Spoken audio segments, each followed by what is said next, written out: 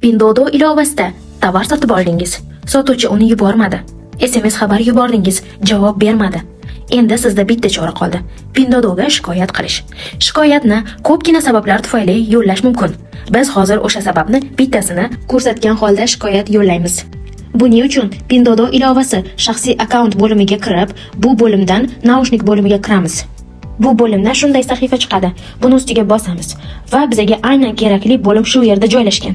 Muammolarni hal qiluvchi. Masalan, birinchisi sotuvchini xizmat ko'rsatish bilan bog'liq muammolar. Mahsulot bilan bog'liq muammolar.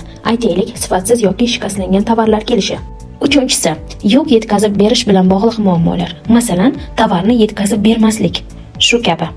To'rtinchisi, pul bilan bog'liq muammolar. Pulni sotuvchi tomonidan qaytarib berilmasligi.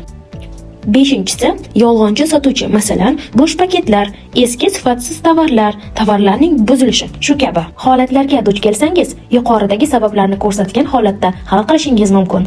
Masalan, biz hozir sotuvchini javob bermayotganini hamda tovarni yubormayotgani uchun shikoyat yuboramiz.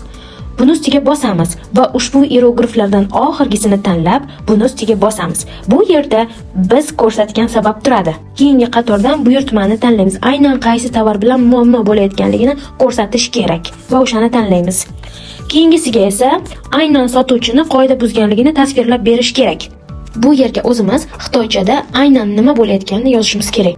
Va eng oxirdagi sotuvchini jazolash tugmasini ustiga bosib, hisobotni yuborish qilamiz. Qarabsizki, sotuvchi ustidan shikoyatni yubordik. Shu tarzda sotuvchini jazolash mumkin. Biz yo'llagan shikoyatlar ushbu joyda joylashgan bo'ladi. Keyingi videolarda shikoyatimizni bekor qilishni o'rganamiz.